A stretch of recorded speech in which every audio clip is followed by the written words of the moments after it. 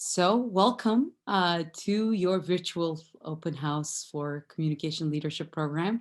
I'm Ekin Yashin. I'm the director of the Communication Leadership Program, and we're thrilled that you can join us today. This is one of two sessions where we'll be answering all of your questions. And again, thank you for applying to our program. We were thrilled to see your applications, and we were thrilled that you're considering our program. Today, you're joined by many members of our community, so you will have multiple, and I'll just introduce them in a minute.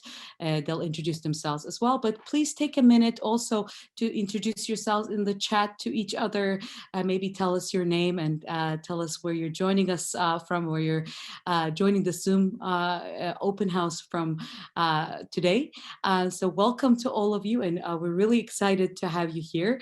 Again, I just want to acknowledge that today's session, of course, is done a little bit. It's the second time actually that we're doing this session virtually. Last year was the first year where we held our normally in a building setting open house. And I will just show you actually where we could have been today, which is our communication building at the University of Washington. And normally we held the sessions there until last year. And of course, the novel configurations of our lives convene us here in Zoom. Although I wanted to start by both congratulating you all on your accomplishment in joining a really vibrant graduate community, but also mentioning to you that besides not being in this building, and besides, and I think we have a view of it too, missing the cherry blossoms that are really flourishing beautifully on campus this week, despite the absence of regular participants on the campus life for a while now. I just want to say that we had, at least since we had this session virtual last year, and we're joined by a new student community, a vibrant year despite being remote. And that's something that I want to start us by thinking about our program. Our graduate learning community has been very much responding to the moment, and we were able to actually respond to the moment by building new opportunities as opposed to losing them. And you are joined by some students who can speak about their experiences, about experiencing the program in different modes, and who can tell you about their individual experiences. But I just want to start by saying that in assessing the year, this has been a year of creating a lot of opportunities for our community. I want to list a few. We mentioned them also in the quick recording that we shared with you in some form. But this has been a year where we wanted to ensure that even though our students were not physically in each other's company, that they had multiple ways of having our broader community support. So we had a new peer-to-peer mentoring program launched this year, where students, if they opt in, had the option of being mentored or thinking with someone who's already in the program, an existing student. We launched an alumni mentorship program this year also. So even though our students were not in the same location, they were able to work one-on-one with alumni around their interests, professional interest areas, and have their mentorship. And we also created a student-led COVID-19 consultancy. This is one of our most important accomplishments in this past year, where our students worked with key organizations in our region and beyond in supporting them through their communication needs in this really challenging year. So they've applied their learning. And I also welcome you in a moment where communication has established itself in this very difficult year as one of the most essential skills and most essential professional practices in our world. The organizations, leaders, people who were able to clearly communicate in this moment were able to navigate this crisis in ways slightly better than others, but also for all organizations, this has been a moment of realizing how much communication matters if they haven't done so far. So this has been a year of realization that directly relates to our subject matter, to all sorts of professional practices that unite under the umbrella of communication and leadership program. So I welcome you all again, and we're really excited to engage with you in this coming hour. Again, use the chat as an active space to engage with each other. Also, throughout, at any point after your introductions, any point you can share your questions in the chat.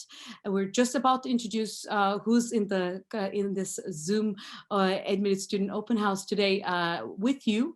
So you can direct your questions to specific individuals that are joining you today, or you can just have a broad question and you do not have to address it to anyone. We'll answer those questions towards the end, and not towards the end, throughout actually, but some will answer directly on in the chat, and we'll also answer some of those during this session as well. But again, a warm welcome to all of you, and welcome to our community. Now I just want to turn it over to, and I'll just ask everyone as I see them on my screen, because I think I can see you all and you can't see each other in each other's company. So let's start with Simone, who's actually moderating this event. Hi, Simone. Okay, Rio. So my name is Simone. I am cohort 20. And I'm really excited to be here and to talk to you all because I also attended these events and it helped me choose this program.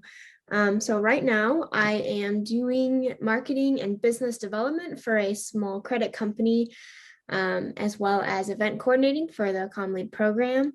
And I'm really excited to be here and talk to you all. So please feel free to ask any questions, and yeah. Thank you, Simone. Heather. I'm going on my screen light up. Go ahead. Hello, everyone. I'm Heather Werkel. I am the Assistant Director of Academic Services. So if you've been emailing us at all as you were planning to apply for the program, you've probably already heard from me, and now you can put the face with the name. I am the academic advisor for all students in the program, and so I help people navigate all of their degree requirements, graduate school requirements, all those policies and procedures and registration and all of that. So I will be your guide for academics while you're in the program, and happy to answer any questions about the admissions process or the academic side as well. So welcome, everybody. Glad to have you here today. Thank you, Heather. Steph? Hi all, my name is Steph. I am an alumni fellow for the Communication Leadership Program here. I just graduated in 2020. And what's actually really funny, akin to, is that when I came to this info session in person, it was my birthday, and today is my birthday. So I'm here joining you all kind of full circle. And I remember looking at alumni fellows and being like, oh, wow, like that might be me one day. I don't know, but I really want to come here. And then now I'm here. So it's kind of full circle. It's super weird.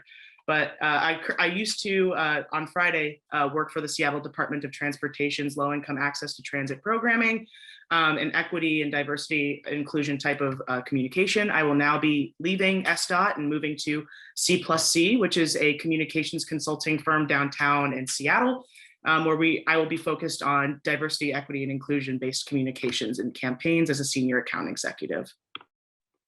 Steph, thank you. Happy birthday, and thank you for celebrating 2 birthdays with our community.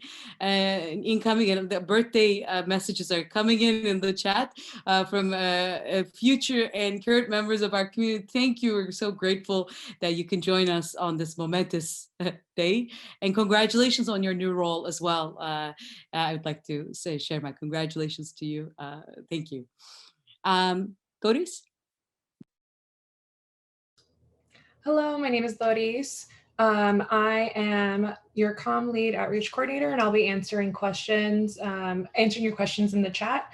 I am also a CommLead student, cohort 20. I'm part of the MCDM track, and I'm also working, doing brand strategy for a Diversity Equity Center at Central Washington University. So yeah, welcome to CommLead. Thank you, Doris. Gretchen? Hi, everybody.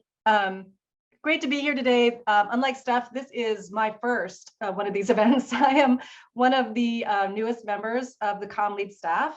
I've been here 3 months. I'm the associate director. Prior to that, I've been at University of Washington for 14 years. And actually, I went to campus a few days ago to see the cherry blossoms, and they're certainly in full bloom, and there are people there hanging out safely, but it's still a very vibrant campus, and it's very beautiful this time of year.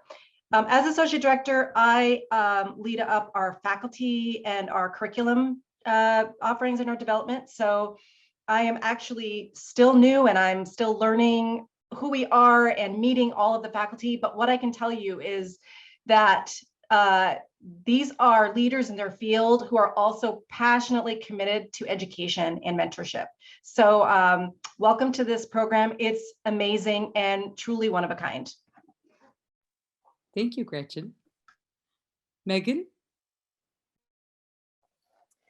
Hi, everybody. My name is Meg. I am a current student, or at least I will be for 2 more months. This is my last quarter in the program. I'm on the MCDM track. And then outside of school, I work for an agency. Hi, Steph. Happy birthday. I work for an agency called Message Lab.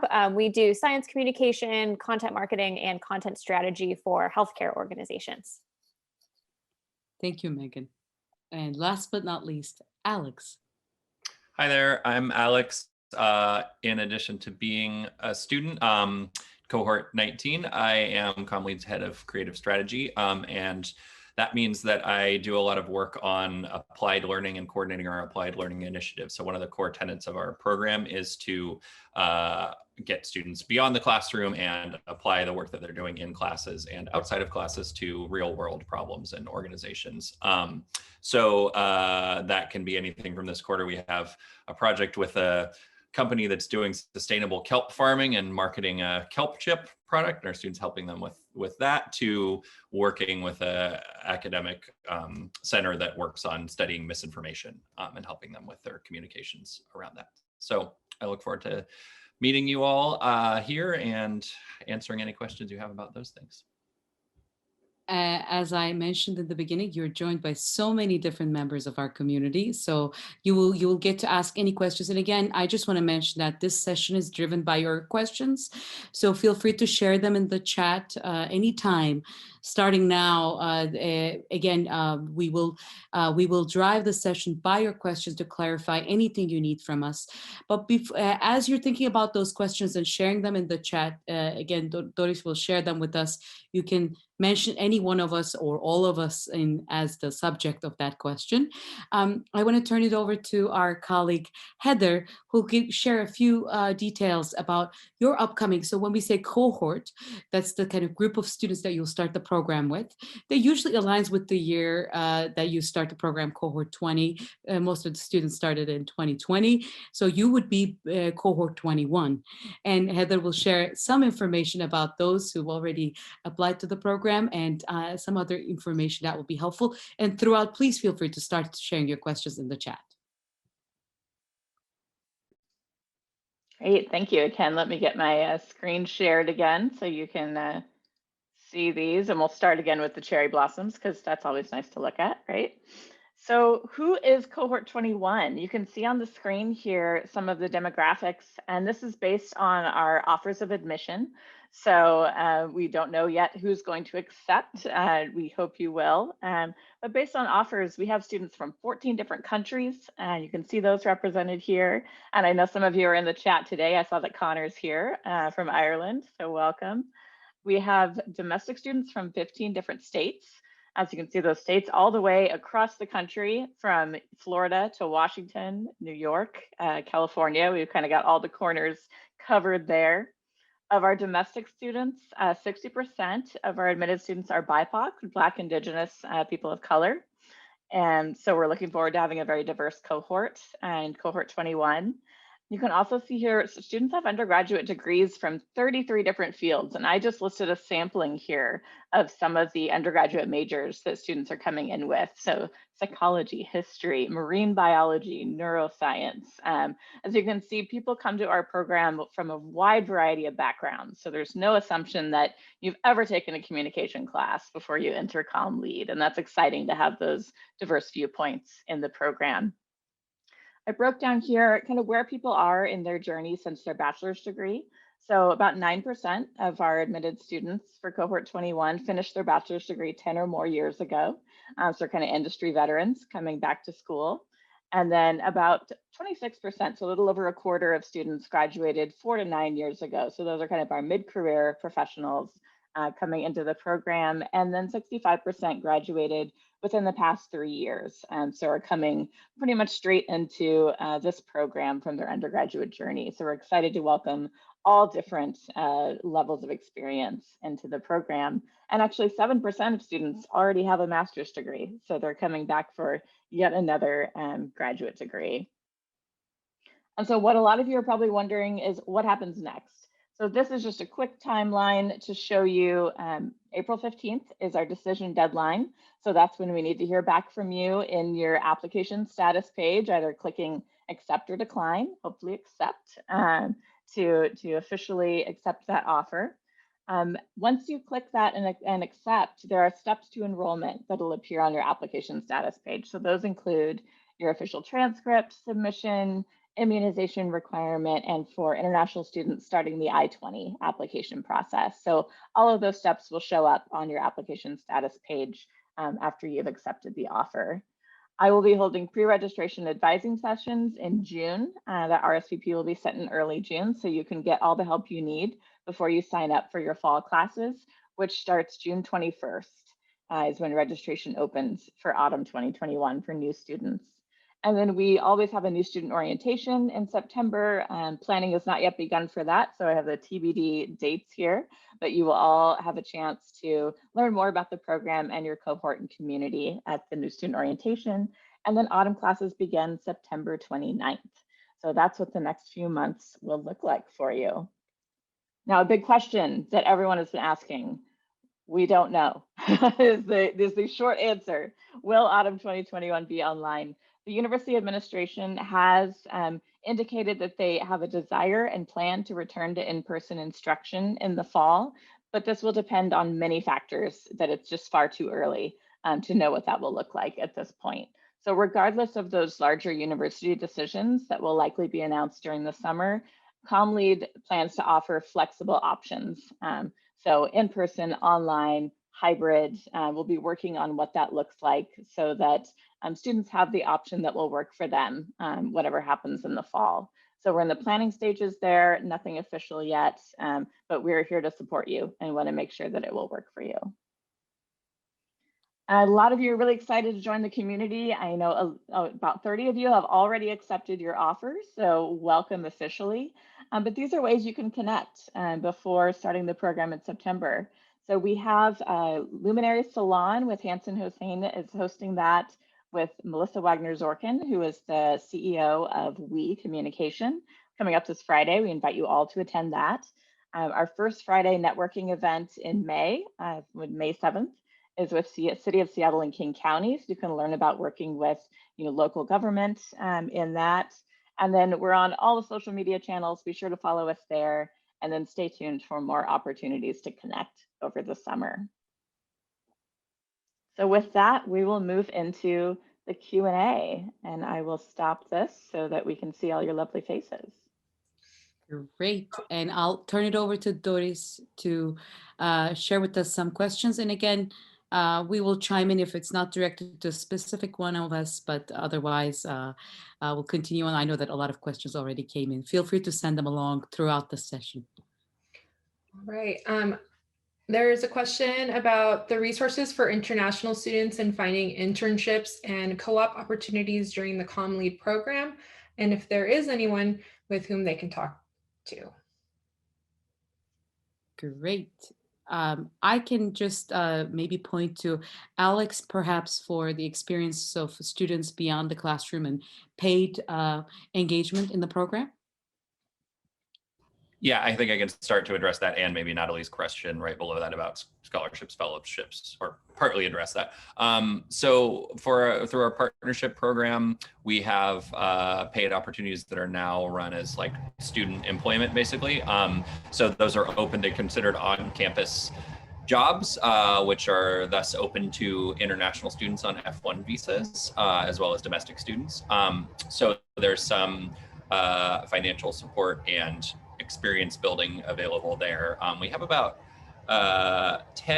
roughly 10 of those roles each quarter, and they chart out to like 7.5 hours, 7 to 10 hours a week, typically. So like a quarter time kind of role.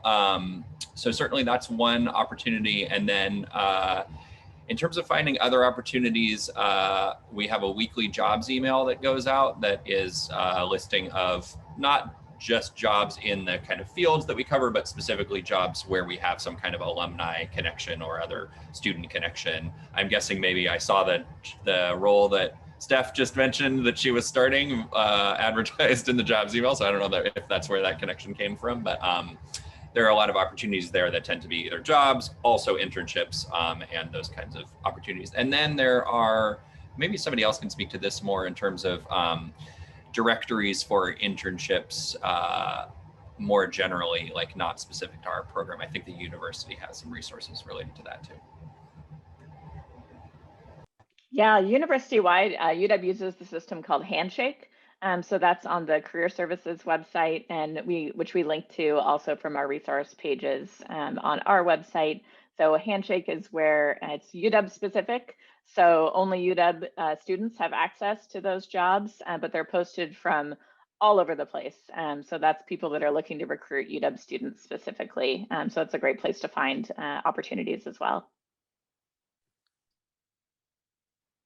And go ahead, Doris. Oh, I was going to ask the next question. Let's see.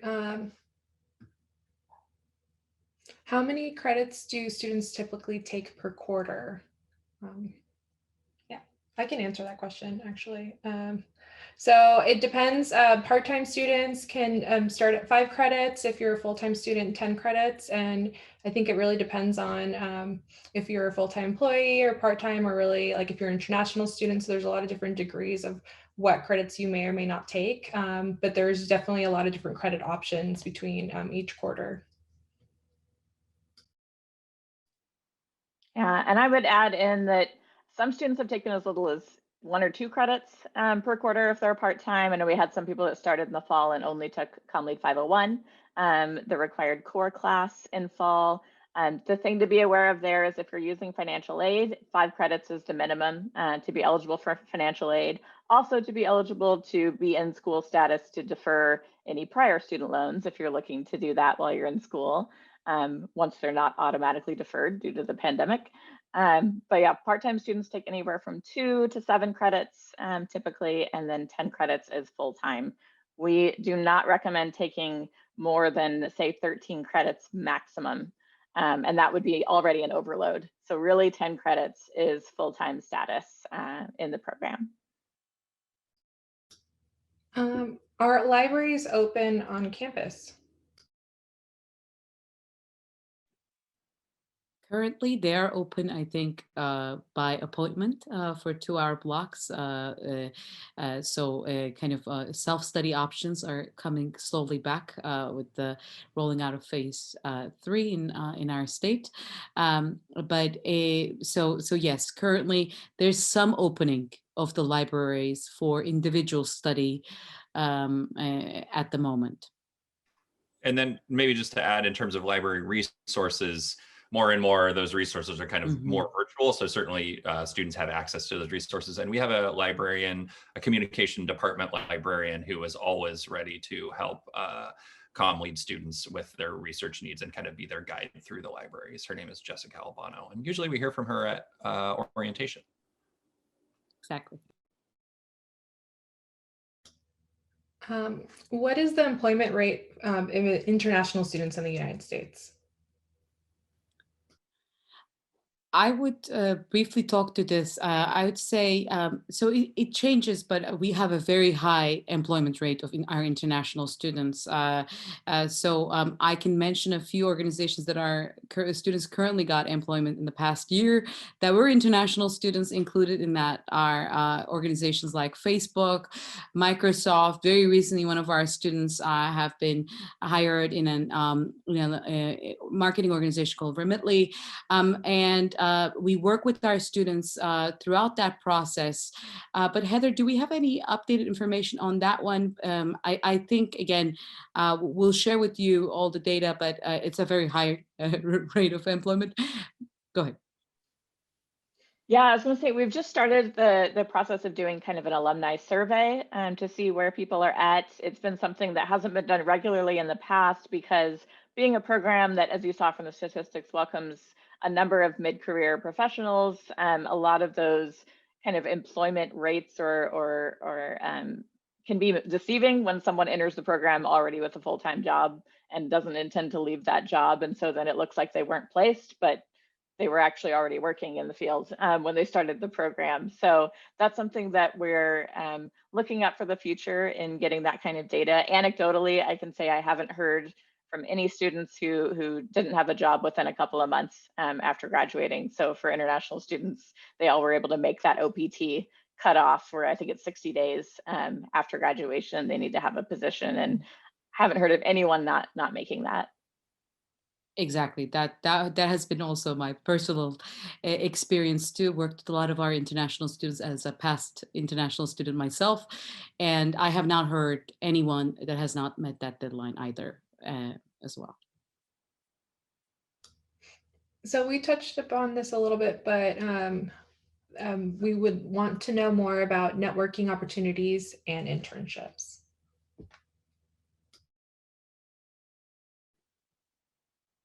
I can start, and then maybe some of our current students, looking at Megan and Steph too, who could speak to their experiences within the program. But we offer a number of opportunities for our communities to connect, including an event called First Friday, where each month we go to an organization and students are able to get to know an organization. Our most recent one was at Google.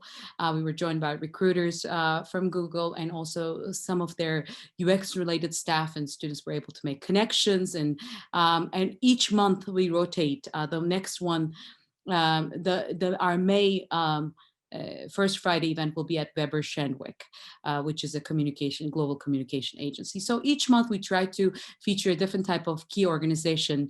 And then beyond that, also, our community is so strong that organically throughout our events only for ComLead community too, very many bonds that lead to very many opportunities are formed, very many friendships are formed.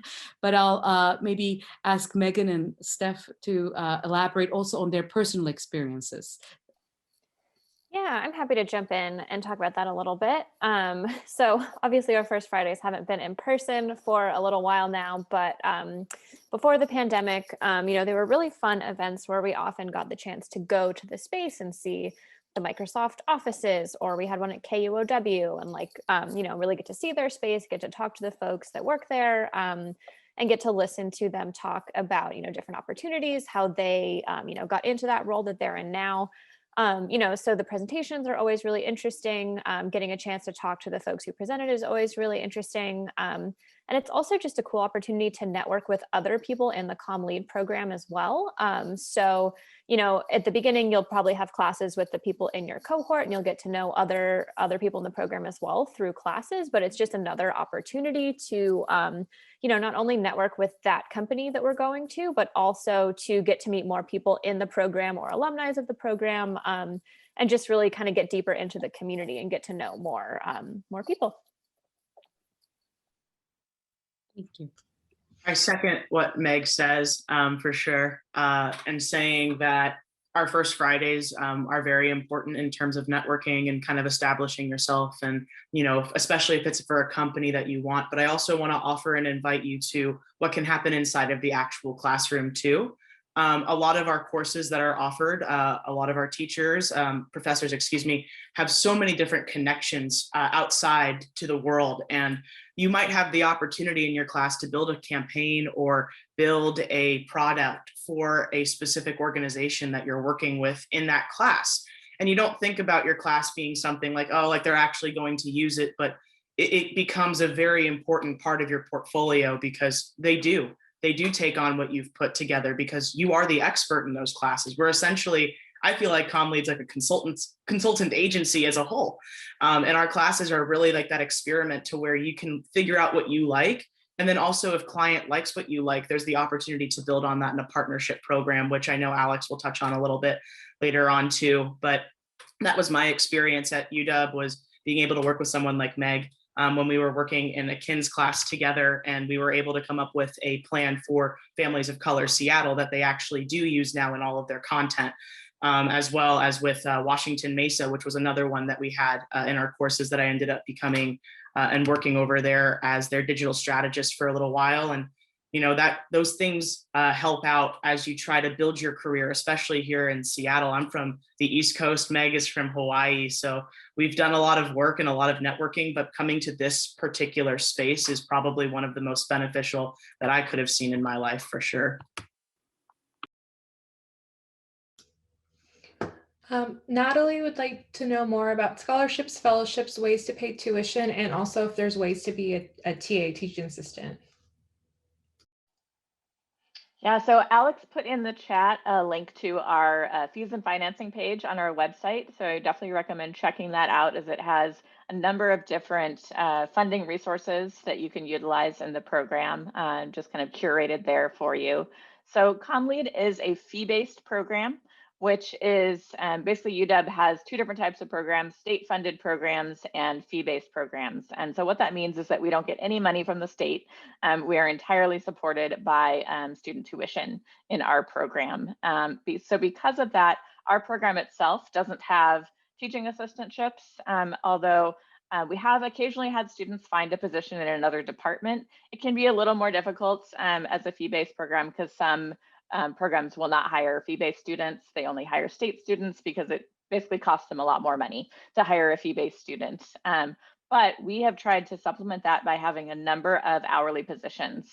So as Doris mentioned and Simone, they have hourly positions in our program as the outreach coordinator and events coordinator. We have a number of other positions that we've added in recent years. So I think total there's maybe 6 or 7 different paid student hourly positions that ComLead has available. And then there's a number of other positions on campus that our students have helped out with and been able to get jobs that way. So that's one way that students fund the program, is those kind of hourly jobs. And then the partner program opportunities come with a scholarship. So that's something that can help pay your tuition as well. We have a number of students that use student loans. So all of our degrees are eligible for federal financial aid. So filling out the FAFSA, if you haven't done that yet, do that right away so that you can start that process. And then we've had students use veteran GI Bills funding for the program. A lot of veterans coming through using that benefit. And then some employers also provide some tuition assistance. A lot of employers in the Seattle area have at least something to help you out with tuition. So some different ways that people have funded the program, but definitely check out that website as we have a number of options listed there. And then how was in the work to school balance load, and have anyone worked and went through this program? And then if so, how was it, and what would you recommend? I can speak to that. So I've been working full-time and going to school throughout my time in the program. So that's why Steph and I started at the same time, and I'm still in the program and she is not, because I am on the slow track, just taking one class at a time, and I've been taking summers off. And that's worked really well for me. For me, one class on top of work, full-time work, has really kind of been all that's been manageable for me. And that's actually worked really well for me, because I think with just one class, I've been able to really focus on that, get a lot out of the readings and put a lot of time into the projects, where I think if I was doing much more than that, it would really be a lot. So that one class at a time has worked well for me, just in terms of balancing my own time, doing all the assignments, finding time to, follow up with teachers if I have questions, meet with groups, all of those sorts of things. So that's worked for me. I know there are other people who have done it differently. Some people do the program full time. So that's 2 classes at a time typically, and they might work like part-time or, have like an hourly job, take advantage of the partner programs. So that's actually one of the reasons why I was really drawn to this program, was because there were so many different ways to do it, and you could kind of do it in the way that works for you.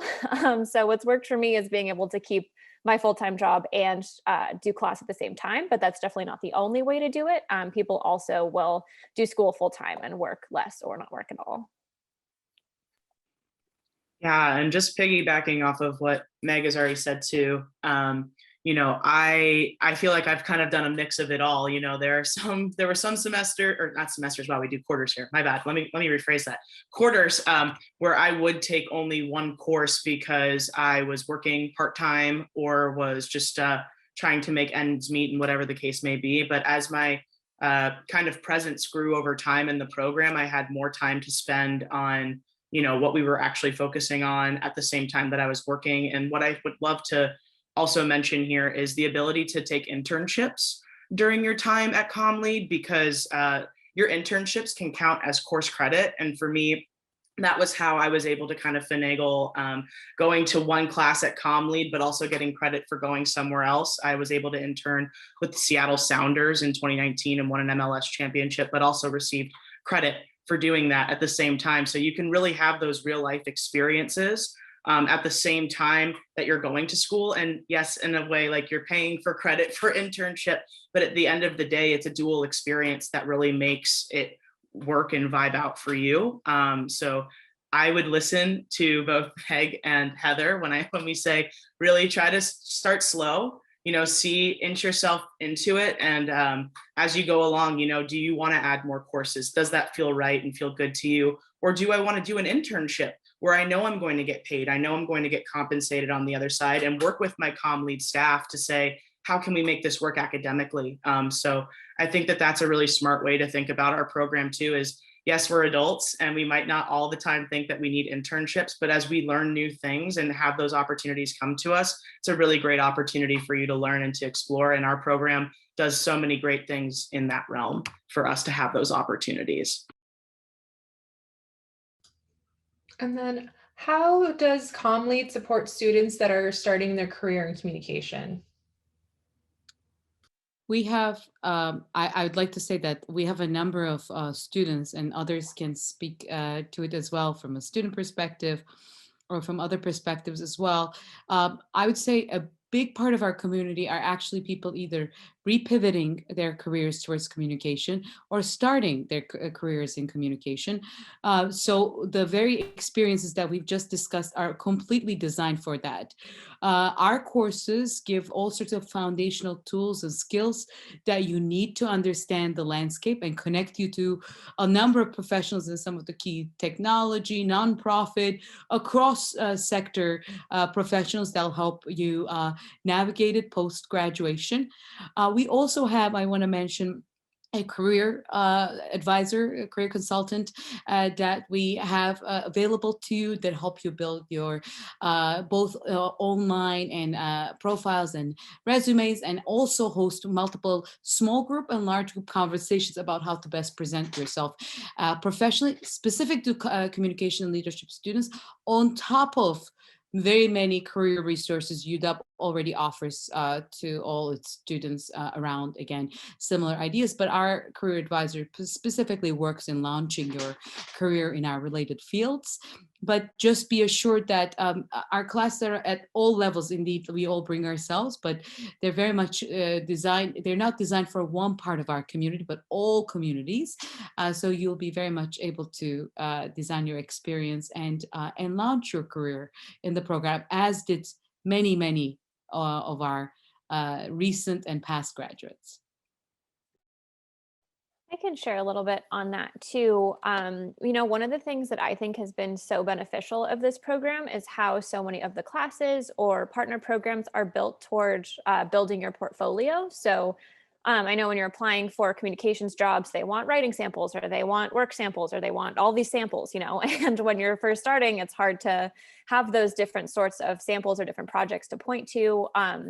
So what's been really helpful for a lot of people is how, you can create a portfolio piece in class. So that might be like a 4 to 8 minute podcast episode, or here's a marketing plan that we created for this nonprofit organization. Here's a story that I wrote for this organization, and the partner programs really help you do that too. So that's usually like a quarter long project, it could be a video project, a design project, so many different sorts of things.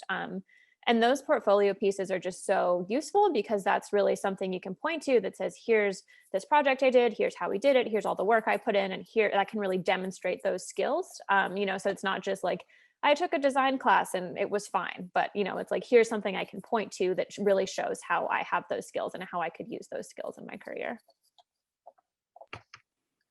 For me, Akin brings up like a really interesting point. When I first came to this program, I actually was entrenched and worked in sports media for probably the past 4 years prior to coming to CommLead, but had a really big passion for community and how we could take care of community within communications, specifically from the lens of racial equity and social justice. And that wasn't just something that I got working at Major League Baseball or for the NBA or the W.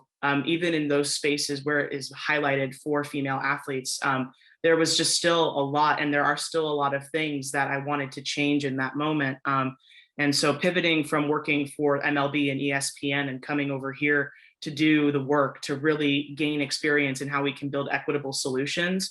Akin and Anita at the time, who I'm sure you all will meet over time too, really pushed me to get out of my sports bubble and to really think holistically about our communities and holistically about how communication can really impact people, which led me to a lot of the diversity and equity and inclusion work that I do now and that I did with the city, that I will still be connected to with the county, and that now I'm moving forward into a career where I'm specialized in equity-based communications. And I don't think that there are a lot of sports media folks out there who might be, but because I came to this program and was challenged to push myself in different ways, you can find new passions in the passions that you already have. And using those portfolio pieces are just so pivotal in that space. So I'm really happy that you all are here with us. I hope that you continue to join us and to join our family, because this is what our family does. We lift each other up. We push each other to be the best that we can be, and we find the right spots that we are, meant for ourselves. So couldn't thank the program more, and for teammates and classmates and friends like Megan to push you into those best directions. And that's what our community is the best for, I think. All right, I'm combining a few questions. So Sarah and Connor want to know more about how the quarter system works, especially for students that have never utilized the quarter system. And then also we have a question about how long can a program take to complete? Yeah, thanks. I know a lot of you might not be familiar with the quarter system or with credits, and we've just been throwing those terms out here without explanation. So UW does operate on 4 quarters per year. So the quarters are 11 weeks long. We have autumn, winter, spring, and summer. So 4 different quarters, and you can attend all 4 if you want, although summer is considered an optional quarter, so you're not required to attend. You don't have to apply to take that quarter off if you decide not to register. As Meg mentioned, she's taken summers off during the program. So there's 4 quarters. And then yes, if you are full-time and you just go straight through and don't take any of those quarters off, you will finish in 5 quarters total. So you'll finish in about 15 months from when you start the program. Now, a lot of students do take summer off, as I said. So if you took summer off, you would finish in 18 months. So we just had our full-time students from cohort 19. Most of them graduated just this past month in winter quarter. So that's our biggest graduation quarter of full-time students, is people finishing in March who started the previous, so those were autumn 2019, people that started the program then. In terms of credits, so generally 1 credit equates to about 3 hours of work per week, combining in-class time and outside of class time. So full-time status being 10 credits means that you're spending about 30 hours per week on classes, readings, assignments, group projects, all of that. And classes in our program tend to be 5 credits each. So you might very often take 2 classes to meet 10 credits, so 2 5-credit classes. For the core classes, the CommLead 501 is a 2-credit class. So we have a number of 3-credit classes to pair with that for people that need to match up those numbers to hit 10 for full-time or to hit 5 for part-time. So you'll generally be taking 2 or 3 classes per quarter if you're a full-time student. and 1 or 2 classes per quarter if you're a part-time student. So I hope that helps give a little bigger picture on quarters and credits. Oh, and the other part of that, sorry if I mentioned it in the chat, but to mention it out loud, the graduate school gives you 6 years to complete a master's degree. I don't think we have anyone who's even come close to taking that long. Most part-time students will finish in 2 to 3 years, as I think Meg's doing about the 3-year plan, finishing this spring, and then full-time students, like I said, will finish in generally 15 to 18 months. Is it possible or advisable to enroll in a class or 2 this summer? I understood that up to 10 credits could be taken prior to technically beginning the program, and those credits could apply to your degree. If we're interested in summer courses, by what date would we need to enroll? If we introduce that as an option, we did last year. I don't know if it's going to happen yet this year. It depends on a lot of things, but we will reach out to everyone in May to see who might be interested in doing that. So that it'll be something to come next month, if that will be an option this year. Now there is the option to apply as a graduate non-matriculated student, but I would say hold off, don't do that because it's an extra application fee. So if we open up summer classes to cohort 21, we will let you know about that in May.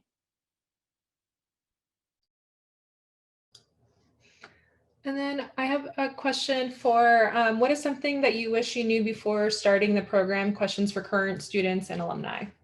I can start.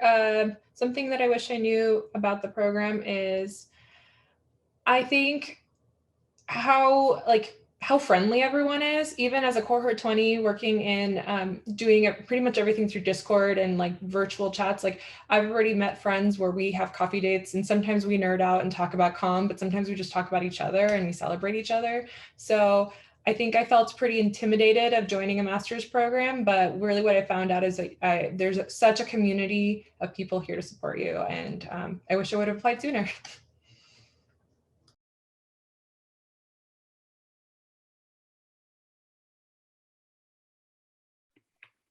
I think something that I would have liked to have known before coming to this program was that, like, it's okay to not know what you want to do. It's okay to not know exactly where your path is going to take you. I think that that's a part of the journey and the ride that you start with. Like I thought at the beginning of this, I was going to be doing specifically women's sports equity communications work. And, as you kind of move throughout the program, you realize, that there are so many other options and opportunities, whether you're in the CCN program, which is what I graduated out of, or the DM program, and those track neutral courses, which are super important too, to be able to kind of have the diversity back and forth. So just be open to not knowing what you don't know, and just enjoy the ride. You don't need to know everything right now. You can just enjoy it. I would also say this is maybe the opposite of what Steph is saying, but I think that's really great advice. And also just something else to think about is like, if there is something that you're really interested in, like even if there's not exactly a class on it, there are so many ways to pursue those interests. So in class, a lot of the time we'll have an assignment that's learning a skill. So it might be storytelling for an organization, or audio storytelling, or video storytelling, or something like that. But people really have the freedom to apply those skills to the area that they're interested in. So I was in the audio storytelling class last quarter, and people came up with so many different types of things that they did stories on, ranging from like environmental stuff to like women's rights in Chile, to like so many different areas. So, it's really cool the way that you have the freedom to sort of explore what are your interests through class, and really more be learning a skill, I guess, that you can apply to your area of interest. And then also through independent study, I think that's something I wish I'd known about, but it's something that I'm really glad I've taken advantage of. So last summer I did an independent study that was looking into storytelling and science communication. And I just reached out to one of my teachers who I had a class with before, and she helped me sort of write up this research plan and find all these people to interview who work in that area. So independent study is another great option for if there is, something kind of more specific that you want to look into. You can totally do that and find a professor that will help you do that too. I echo what Meg says too, because I did an independent study. And I think something that I do want to say in this chat as well is take advantage of the fact that the University of Washington is one of the best research organizations in the country. Take advantage of every single library opportunity that you have, the ability to have all the different databases that you need to create and to perform the levels that you want to. That's like a big reason why I came here too, you know, especially when you're doing independent studies and trying to hyper localize what you're doing and how that's functioning. So definitely take advantage of the library. We have an awesome ComLead Point librarian. I forget her name at the time, but she is so awesome. So definitely take advantage of that. What is the alumni reach outside of the state of Washington? We have alumni internationally and nationally across the country. We have a number of alumni actually in California, working across a number of technology companies. Some are in startups, some are in more established technology companies. We have some alumni across East Coast, including New York, Maine, Boston. That comes to mind immediately. But then internationally too, in our international alumni network, we have a number of students working across positions in a variety of different countries, including China, Taiwan, and Japan, but also across Central and South America. And different locations in Europe as well. So it's a widespread network. We have hundreds of alumni at this point, and just as a reminder that we've been a program that's been around for 20 years. We're celebrating our 20th year this year. So we also have, I just want to mention that those alumni are across positions. So they are across levels, so you can connect with all of them. And they're not just in Washington State, but all across the country and the globe. So I have a few questions I'm going to combine. So it looks like there's people wanting to know about the design program and how to better build that off using partner programs or different classes. And then specifically also, does the MCDM program support game design, AR, VR through the emergent technologies concentration? I can try to touch on some of those. In terms of that last question, there's a class in storytelling for emergent platforms. And typically those classes, like most of our classes, are going to be less like technical and more, this would be focused on the storytelling elements of using AR and VR to tell stories and communicate. But we do have there are other ways to find that technical support, and we do have equipment inside of the department that's like VR development ready machines and headsets and all of that kind of stuff. But the classes is probably not going to tell you like, here's how you code that exactly, and more how you kind of do the storytelling and like use that in a more human-centered way. And in terms of design inside the partner program, certainly that's one of the kind of big verticals. Like some of the projects will be really storytelling oriented, video, audio, and then some of them are more communication oriented or community outreach oriented. And then certainly there are a number of projects that are more design. I guess I'm not exactly sure, like design is a pretty broad word in our sphere. So there are certainly like graphic design elements, but also website design and information architecture. We just had a project last quarter that redesigned the UW Graduate School's website for them. So consulting on that kind of design, and then also like product design oriented stuff comes up as well. So yeah, certainly there are opportunities there. They tend to be less not as reflective of what happened, what the things that students end up going out and doing in the field, because often our UX writers or design alumni in that field end up working at a very big company on a very small, narrow portion of a project. And our partner projects are typically more like a smaller organization where they're doing like a broader scope of work, if that makes sense. But certainly there are ways to build experience. And those design classes, somebody was mentioning, taking UX design classes with HCDE. We have a fantastic track of UX classes taught by some industry leaders, and there are 3 or 4 of those that you can take in sequence, and will set you up very well for a job in user experience design. And then Sarah once says, I remember there's being a section regarding a mid-career cohort as part of the application process. Could you speak a bit more to it? Is there going to be a separate small cohort within the program? Yeah, there's not a specifically designed cohort, but we have classes that we recommend, especially ones that emphasize leadership elements that are kind of pointed more towards mid-career students. And then we also have some less formal student groups for mid-career students so that they can, kind of share and mutually support each other. What we found in the research around more mid-career students is that they get a lot out of interacting with early career students and vice versa. So we certainly aren't going to great length to separate those 2 groups of students, but also to kind of like support those of us like me who are, making a career transition or have a number of years of work under their belts and are kind of like learning in that context rather than just getting started.